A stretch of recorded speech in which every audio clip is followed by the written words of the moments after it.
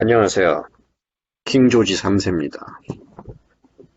오늘은 확률에 대해서 얘기해 보려고 해요. 여러분 혹시 아실지 모르겠지만 제가 어린 시절에는 이 포켓몬스터 빵이라는 게 있었습니다. 포켓몬스터 빵이라는 것은 이제 편의점에서 파는 어떤 빵인데 그 안에 이제 빵과 함께 포켓몬스터의 스티커가 들어가 있었어요. 그래가지고 요새는 이제 포켓몬스터들이 굉장히 많아졌는데 저희 때는 151마리가 있었습니다. 그래서 예전에는 이 포켓몬스터 빵을 사가지고 그 안에 있는 스티커를 모으는 사람들이 굉장히 많았어요. 그래서 한때 이제 아이들이 스티커만 빼고 빵은 버리고 이런 걸 해가지고 많이 이슈가 되기도 했었는데 어느 날 저는 이런 생각이 들더라고요. 과연 이 151마리의 포켓몬스터들을 다 모으기 위해서는 빵을 몇 개를 사야 할까? 도대체 몇 개를 사야 이 스티커를 다 모을 수 있을까가 궁금해졌습니다. 그래서 확률적으로 한번 오늘 그걸 계산을 해보고요. 어, 관련된 어떤 지식도 같이 얻어가도록 하겠습니다. 먼저, 음, 라이브러리를 먼저 불러오고요. 제가 지금 할 게 뭐냐면은 이 컴퓨터로 시뮬레이션을 하는 거예요. 가상으로 이제 빵을 몇 개를 샀을 때 어떤 스티커를 다 모을 수 있는지를 이제 컴퓨터로 난수를 만들어서 그걸 시뮬레이션을 하는 겁니다. 근데 이제 처음에는 이제 편의를 위해서 어, 스티커를 4개짜리 스티커가 있는 그런 빵, 그러니까 핑클빵 이런 거를 예를 들어가지고 설명을 볼게요. 그래가지고 핑클빵에는 이제 여러분들 아시다시피 4개의 스티커가 있죠. 어, 이효리, 이진, 성유리, 옥주연 이렇게 4명의 스티커가 들어가 있는데 과연 내가 이 빵을 몇 개를 사야 이 모든 스티커를 모을 수 있을까? 이거를 이제 코드로 구현을 한 겁니다. 그래서 이 코드가 뭐냐? 내가 핑클빵의 4개의 스티커를 모두 수집할 때까지 계속 빵을 구매하고 그 빵을 몇 개를 샀는지 세는 거예요. 그래서 이걸 돌려보면은 뭐 지금 보면 이제 처음에 옥주연을 사고 빵을 사는 옥주연이 나오고 그 다음에 사는 거는 이효리가 나오고 이효리 그 다음에 세 번째 사는데 또 이효리가 나오고 이런 또 옥정이 나오고 이런 식으로 이제 계속 4명이 모일 때까지 계속 사는 겁니다. 빵을.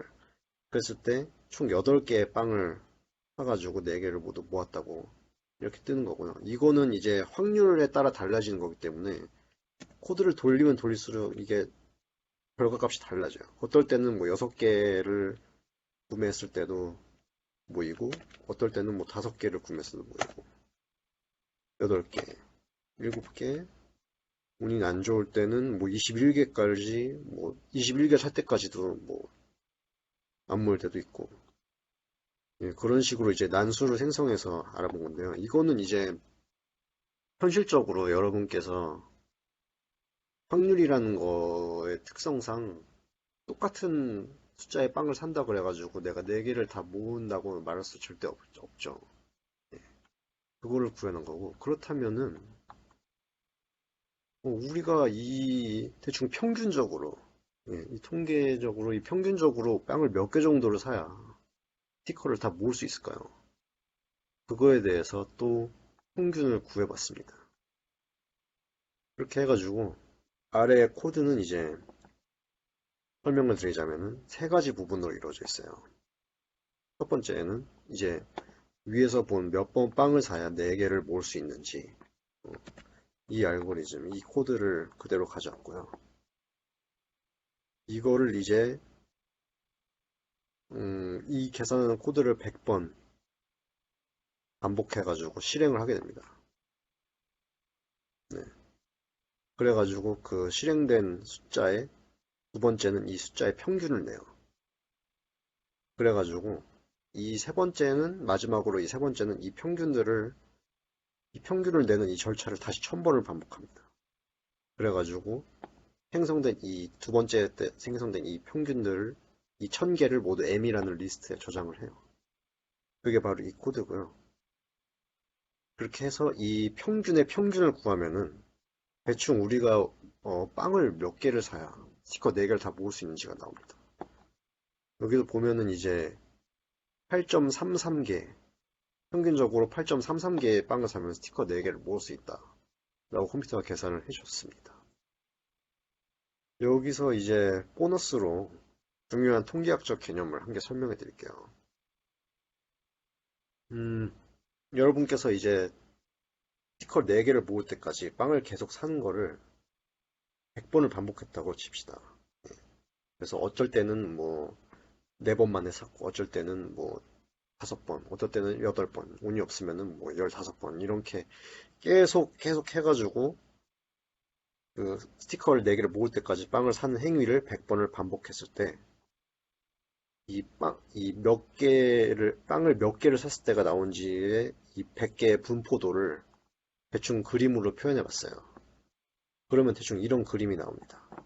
물론 이것도 확률적인 분포이기 때문에 이 분포는 100번을 반복한 걸 계속 돌 때마다 조금씩 바뀌어요. 지금은 이렇게 되어 있는데 한 번 더 돌리면은 모양이 조금씩 바뀌는 거를 보실 수 있어요. 네네, 그렇습니다. 분포가 약간 왼쪽으로 조금 지금 치우쳐 있는 그런 분포입니다. 5개에서 7개, 8개 사이가 제일 많이 나오는. 그렇다면은 아까 전에 이제 위에 이 여기에서 세 번째 단계 이 분포의 평균을 1000번 수집했던 이 리스트에 있던 이 평균들의 분포는 어떤 모양일까요? 직관적으로 생각했을 때 어, 아무 이제 뇌를 거치지 않고 직관적으로 그냥 생각했을 때는 이거랑 좀 비슷하게 한 요 부분에서 이제 이런 모양이 나오지 않을까라고 생각할 수가 있어요. 근데 실제로 이 분포를 구해보면은 이런 모양의, 이게 종 모양의 이런 분포가 나옵니다. 예, 이렇게 히스토그램을 그려봤을 때 평균의 모임, 그러니까 우리가 이 분포의 평균을 1000번 모아가지고 이 1000개 모임의 분포는 대충 예, 이런 종 모양이 나오고 여러분께서 고등학교 때 공부를 하셨던 이 정규 분포랑 정말 똑같이 나옵니다. 여러분께서 아시다시피 정규 분포라는 것은 특수한 의미가 있는 게 우리가 자연에서 가장 많이 발견되는 분포라고 하죠. 예, 정말 신기하게도 이런 어떤 전혀 정규 분포가 아닌 어떤 분포의 확률 분포의 평균을 모으면은 정규 분포가 되는 거예요. 이게 진짜 정규 분포가 맞는지 이거를 확인하기 위해서 큐브 플롯을 그려볼게요.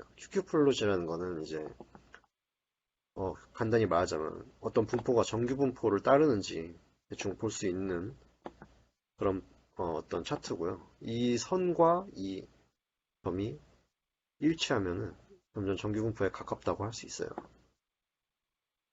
그래서 이걸 보면은 정규 분포가 네, 맞는 것 같습니다.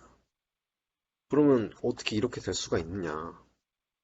그것은 이제 중심극한 정리라는 어떠한 정리 때문에 발생한 일이고요. 이것은 사실 이것에 대한 거는 구글에 한번 쳐보시면 잘 나와 있을 겁니다. 그래서 결론을 드리자면 어떤 이상하게 생긴 확률 분포, 정규 분포가 아닌 확률 분포라도 그 평균의 샘플을 많이 뽑아서 평균의 분포도를 그리면 정규 분포와 가까워진다고 할 수 있어요. 예. 그래서 간략하게 이렇게 설명을 드렸고요. 정규 분포와 이 극중심극한 정리에 대해서 설명을 드렸고 다시 핑클빵으로 돌아와서 사실 제가 이 몇 번 빵을 사야지 빵을 모을 수 있는지 평균을 구하기 위해 이렇게 많은 코드를 쓰고 컴퓨터를 좀 혹사를 시켰지만 사실 이렇게 방법을 안 해도 어, 그냥 수식으로 계산을 해서 그 평균을 구할 수 있습니다. 예. 그건 이제 확률분포의 기대값이라는 이 성질을 이용한 방법인데, 어, 나중에 설명드릴게요. 이 파일은 제가 그냥 뭐 깃허브나 이런 데 올려놓을 테니까 관심 있으신 분들은 보시면 좋을 것 같고요. 그렇게 계산했을 때 8.33이 똑같이 나오는 걸 볼 수 있어요. 예. 그래서 컴퓨터로 난수로 돌린 거랑 실제 수식으로 써서 계산한 거랑 결과값이 근사하게 나옵니다. 예. 그러면 이제 첫 번째 저희가 제일 처음에 말씀드렸던 151가지 포켓몬스터를 모두 모으기 위해서는 빵을 몇 개를 사야 할까? 그것도 제가 계산을 해봤더니 무려 845개 정도의 빵을 사야 포켓몬스터 빵을 다 모을 수 있다라는 결론에 이르렀어요. 예. 그래서 대충 저의 궁금증은 여기서 풀린 것 같고요. 오늘은 그럼 여기서 동영상을 마무리하겠습니다. 감사합니다.